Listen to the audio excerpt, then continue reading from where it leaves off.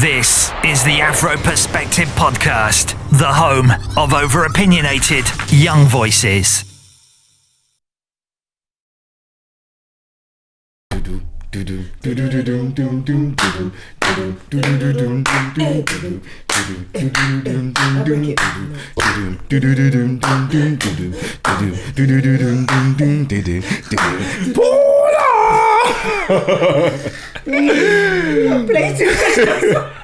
I'm sorry, ladies and gentlemen, welcome to the Afro Perspective Podcast. My name is Tinashe. I'm your host and my co-hosts Anton and Zoya.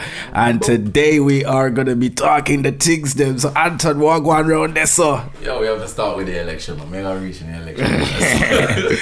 Okay, so we're gonna be hovering over the US election. US election 2020. I think the US election always seems more exciting than the UK's. Like, why are we so intrigued about what's going on over there? I think it's a lot more chaotic. Oh, of course, yeah. Of course. It's more like lights and glamour and, you know, razzle dazzle. I never stay up for British election. I always stay up for American election. No, I think No. It's a fact. No, but you think about the last British election, there was a lot of hype around that. Yeah, that's true. Yeah. For us, but do you think they were as gassed as we are? They don't care about right. it. You think they're paying attention? They're not gonna watch they're us. sitting there in Florida, at 4 o'clock in the morning, wondering who's gonna be, whether it's gonna be Boris Johnson or Jeremy Clarkson. Not Jeremy Clarkson, Jeremy Corbyn. Put some respect on his name. I said Jeremy Clarkson. My bad. Sorry, Mr. Corbyn. Yeah. But there's always more excitement. I was watching it today, as in just the votes and the voting. Obviously, the American voting system I think is a little different from ours. I totally don't get it, you know. I don't get it, but I'm going to try to explain it as best I can. From what I understand is, and I don't think it's fair, because I thought maybe it's the amount of landmass that you have that would determine the amount of votes that you get. But it's not necessarily the case, because some of these landmasses are quite big and they've only got like 4 electoral seats. And there's others with the same size and they've got like 15 and 22. Now, if you win a state that has 22 electoral seats, that goes towards your count. Okay, so explain something. It's a count of 22. Oh. You understand? So if you win, I'll give you an example because I know this off by heart now. So California, if you win California, it has 55 electoral seats. Right. 55 electoral seats or college electorals, whatever it's called. So if you win in California, it's not one vote. It's 55. 55. So wait, explain something. Do they have representatives for each of the electoral seats? I'm not sure. I'm guessing you know when you're voting in the UK for whatever constituents, you vote for whatever MPs representing whatever party you. I would assume so, but I wouldn't. Who knows? I don't Because surely that's wild, isn't it? wild to say, okay, yeah, you won California, even though there must be Republicans in California. But you get all 55 seats as Democrat. How does that? I have no idea. That's what I'm saying. It's very confusing from an outside looking in. And if you're listening in, feel free to comment and tell us what. Wait, I thought because when I was hovering over the news, I saw, like, for example, when they were referring to particular states, there's different representatives for the seats. So I'm guessing Is it split in the middle though? What do you mean? No, it's in the sense of for whatever particular constituents, you've got 2 different representatives of each of the parties that will be fighting for that seat. Okay, yes. So I'm guessing it's more of a summative thing. Okay. Say if you win California, or is it more, because if it's based on just president, like if people are just going to the ballots to vote for either Trump or Joe, I don't see how that even makes sense. Bruh, all I know because surely Trump can't. I've got the map, so I'm gonna pull a couple up, right? So bearing in mind, Florida's a good one because in Florida he didn't win anywhere you can probably think of Florida. No disrespect to the people from Florida, but anywhere we can think from the UK. Name the place in Florida you can think of: Miami, Orlando, Fort Lauderdale, Tampa Bay. They're the things I think about when I think Florida. They're all blue. So he lost all of those areas. But he won Florida State. How? I don't know. For all the other areas in between. Remember, you've got the bourgeoisie. Florida's home to old white folks. Remember, Trump's big mansion is in Florida. Yeah, right. It's a fact. So, Florida has an aging population. It has a very wealthy population in regards to the rest of the country. Right. So therefore, when you start talking about tax cuts, they're the ones they may start to feel away. Like don't do that. Yeah. And if you start talking about being a bit more democratic again, the likelihood is those people are probably Republican, apart from the people that stay in the main cities who are probably think a little different. So let's talk about the default blue vote. Elaborate, please. I.e., historically, the Democrats have kind of always had the blue, the black vote. Oh, let's talk about this. By default. Oh, bro, let's talk about this. I got statistics it's just like, if you look into let's talk about this, because I was shocked. But do you know what? Black people wasn't actually, I'm not gonna say the issue, because I don't have, let me not even say that. Right.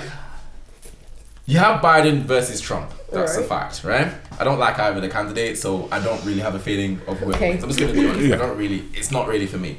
But if you, from a black perspective, black people, let's use Florida as an example, black people still voted mostly Democratic in Florida. But across the country, Republicans had a significant increase of black men and women that voted for them over previous years. Yeah. Okay. You understand what I'm saying to you? Which obviously for the outsiders, well, Trump is racist, he's this, he's that, means that people may be thinking a little differently now to how they were before. And I think, I'm not necessarily saying those people are wrong for voting red instead of voting blue.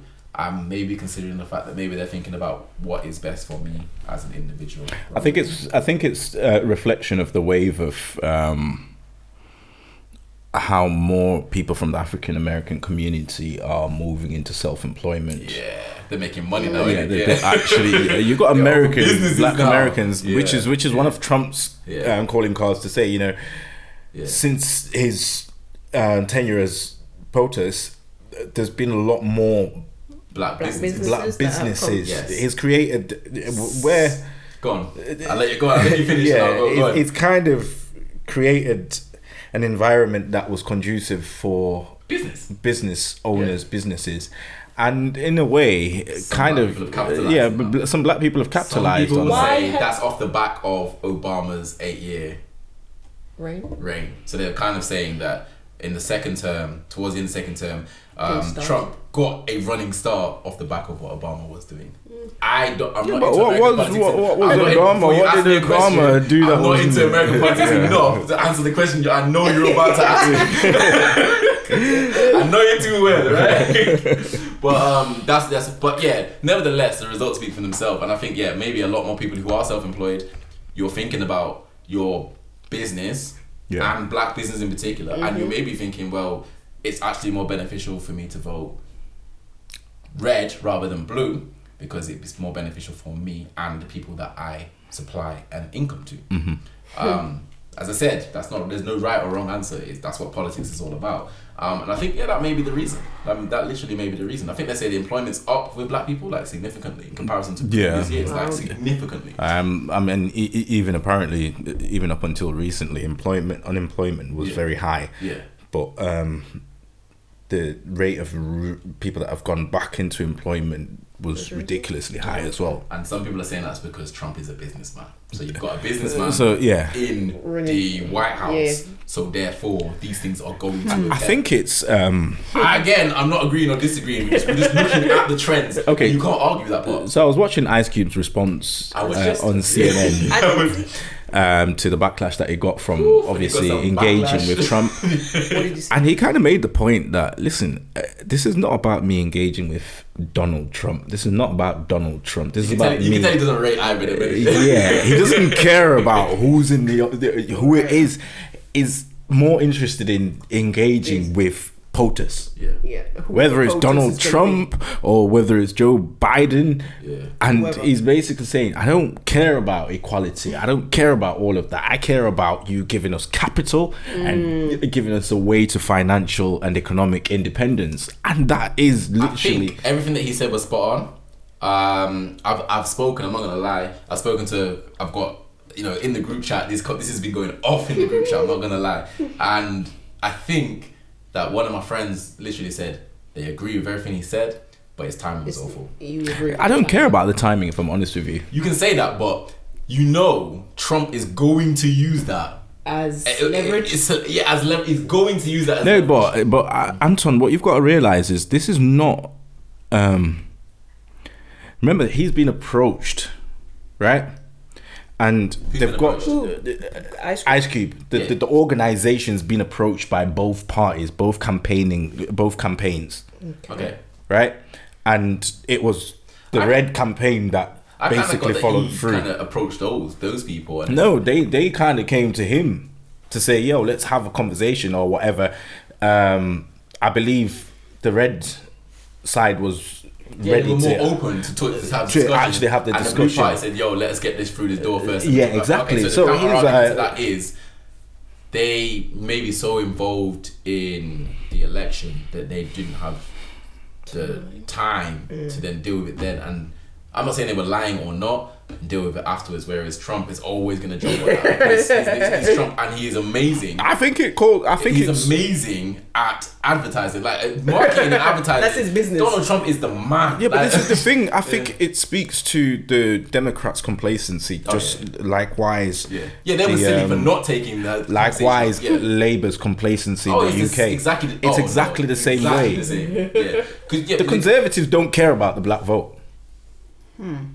No, and this is why I think Donald Trump is actually. I'm going to call him genius, but I think he's actually. I don't think people understand. Like, I've been having these conversations and these arguments and debates with a lot of people, and again, I don't like Donald Trump. I don't like the things he said. I don't like the things he pretends or whether he really stands for it or not. I don't like any of that. I also don't really like Joe Biden. Like, I don't trust Joe Biden. I trust Trump more than I trust Joe Biden because Trump's more covert with his bullshit. Donald Trump is the man that's going to slap you in your face in front of everybody. Say it. Biden is going to wait till you get home and beat the hell out of his housewife. This is the guy that was instrumental. Here's the thing. This is the guy that was instrumental in signing off, mass incarceration and everything. Yeah. When you look into the history, right? He don't like black people either. Don't get it twisted. Exactly. Yeah. And people need to understand that just because he's not spitting the same rhetoric as build a wall and all this other stuff, don't think that Biden isn't equally or more racist than he knew what he was doing when he was in office that time when he decided to write those bills. Exactly. That affected black people. Don't get it twisted for a second. Yeah. I don't like him. And I've never really come out and been so involved in politics to the point where I say I don't like somebody, but he really makes me I don't like him. Do you think Bernie Sanders would have been a better potentially, but again, I've had this conversation, and maybe America don't want somebody who's too left. Because if you do you think Bernie Sanders is like the answer to He's just too nice. He's too nice. And in fairness, and I totally understand it, because if you have a leader, you don't necessarily want somebody who's too nice. Do you understand? You can be left and not be so nice. Okay, here's the thing, right? In politics, what I've realized calls to the majority is what's the word? Can't help you. You've got to be radical. Radical. Yeah. And saying radicalism. And being strong on your point and not wavering. Radicalism and nationalism have always proven to look at the average person. To galvanize if you ask people. If you think of the UK for a moment, and again, I'm not criticizing anybody, but if you ask the average British person, if they are proud of being British, they will tell you yes. So if you appeal to nationalism, you are automatically appealing to them. Now, if you ask them what they're proud about, they will then struggle to tell you what they're but it's not about that. It's not about if that. you've got a propaganda machine behind Yes. you and you push the nationalist narrative, so I look into it, for example, leaving the EU again. Well, look how Brexit happened. yeah, look how Brexit happened. When I look at, I mean, even if you look into African politics, some of the greatest African leaders were very radical. Like Mugabe, he took land from the British. Zimbabweans are always going to love and revere him for that. Yeah. So likewise, Trump, right now, Do you know?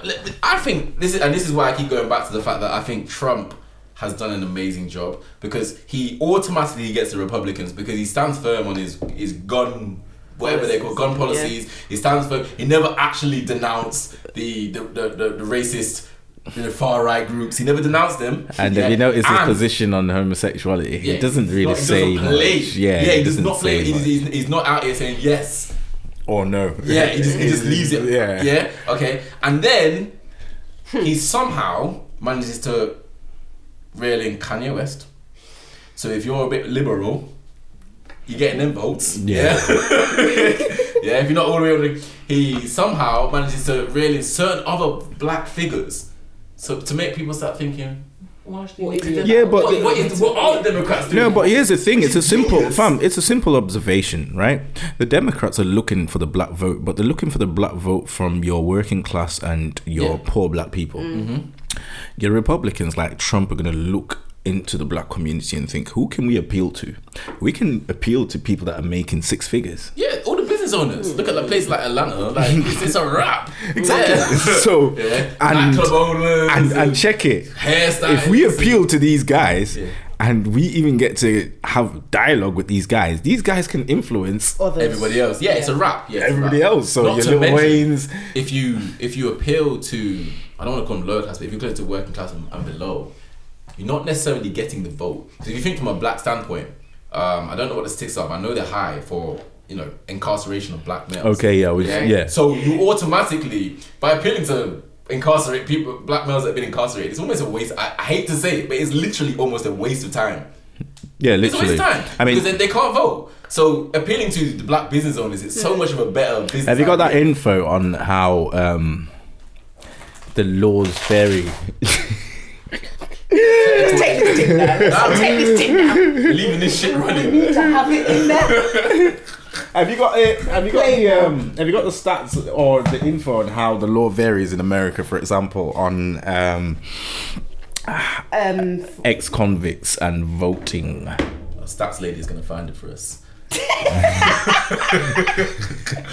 I was looking at it earlier, and I think it's just a bit wild that in certain states you can vote if you've had like a demeanor or whatever. Yeah. And in other states you can't. And then in certain states it's limited to like, I think if you've been in jail once, if you've been jail once, then you're alright. If you've been jail twice, no. And in certain states, it's depends murder or how deep your crime was. So if I go to New York and I'm carrying a gun, which is illegal because you're not allowed to carry in New York State, right?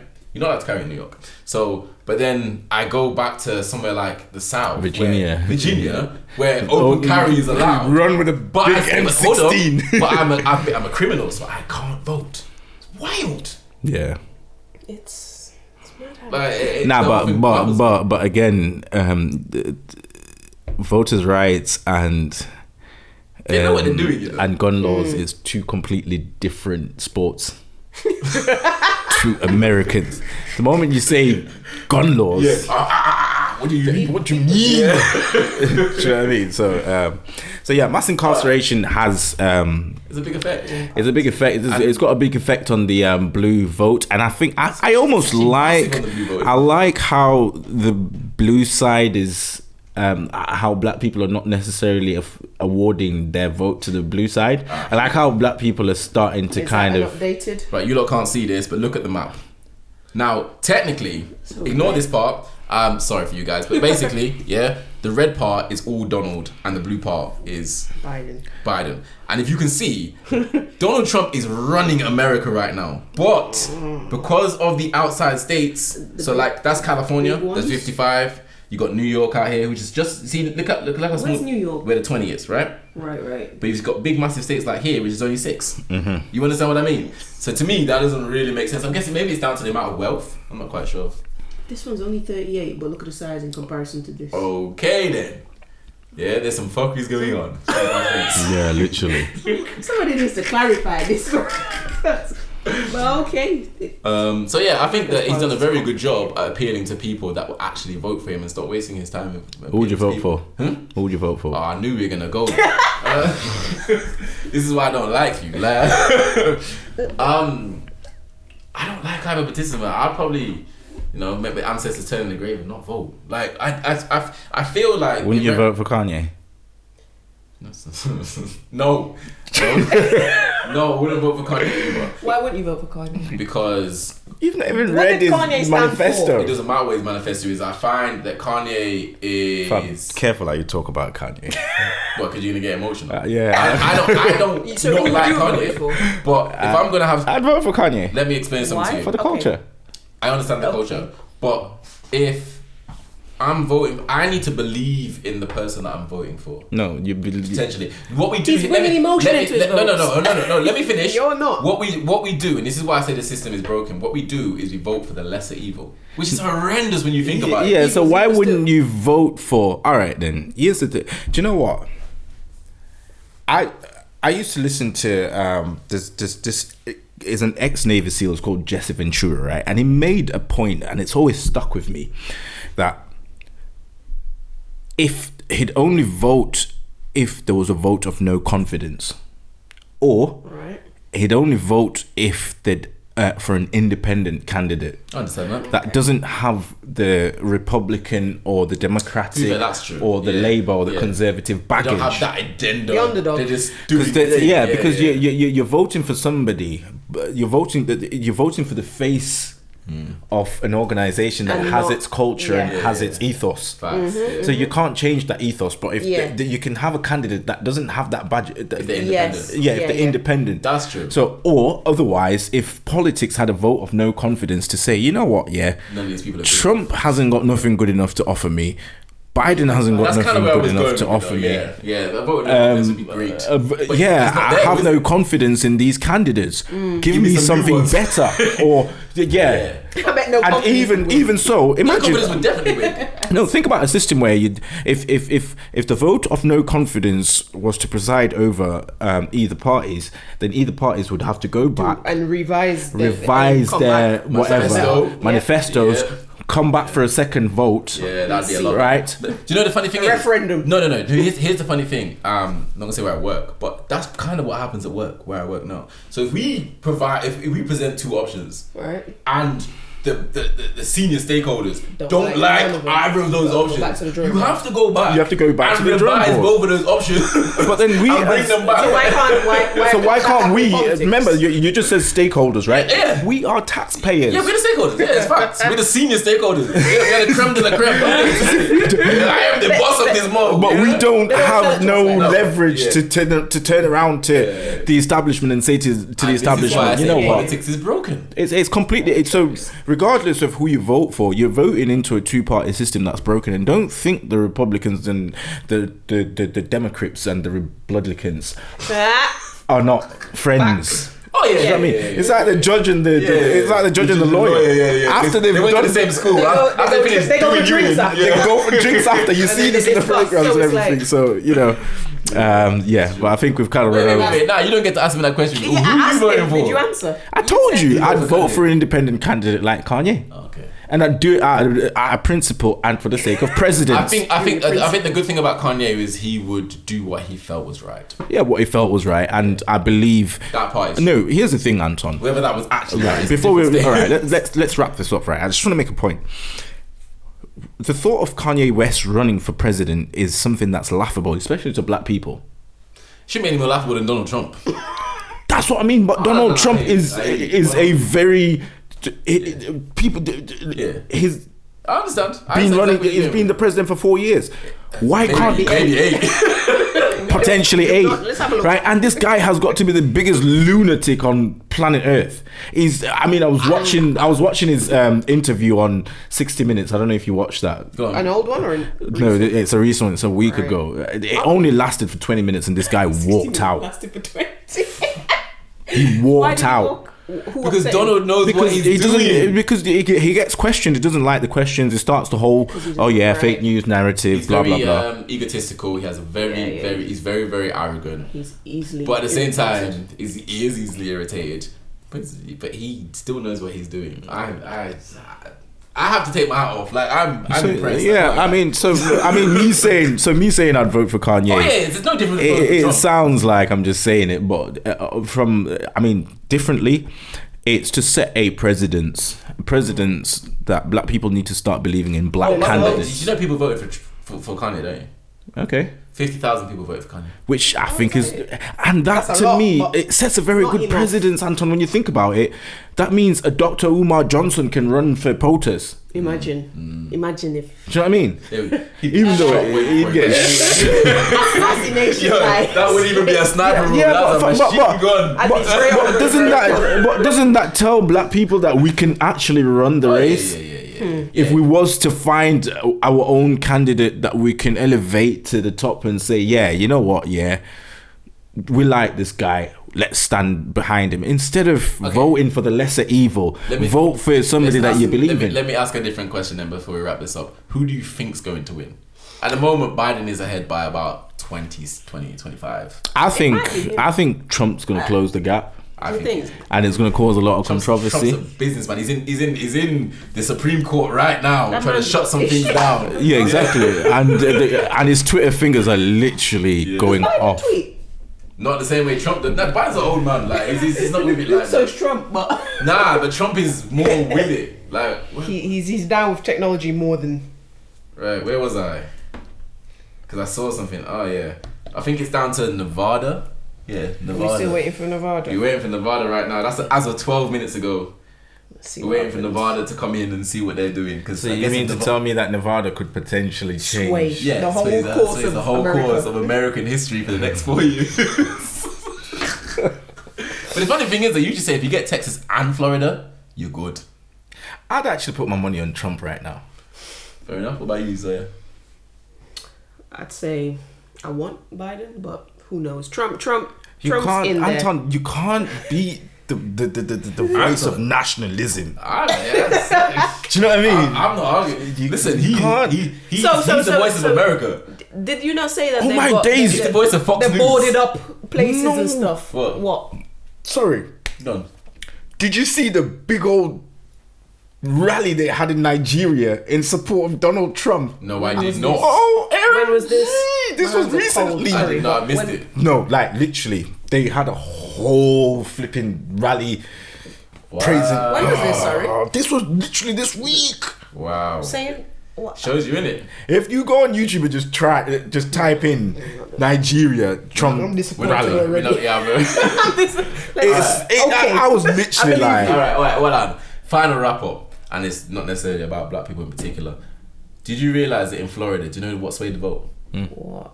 As I said, most black people voted for Biden. So Donald Trump for the last 4 years, maybe 5 actually, because up to when he got elected the first time, was spouting the most hatred against Hispanics crossing the border. Yeah, and saying to people he's going to build a wall. And you know who voted for him more than anybody else? The Hispanics, as you said. Hispanics. What happened in Florida? That's how he won. What happened? Hispanics swayed the vote, which to me is wild. That's like not gonna say what I'm gonna say. You know that it's just wild. Yeah, I'm not gonna say what. Yeah. You understand where I'm going with it, don't you? Let's wrap this up. Yeah, before I say something. This is the Afro Perspective Podcast, the home of over-opinionated young voices.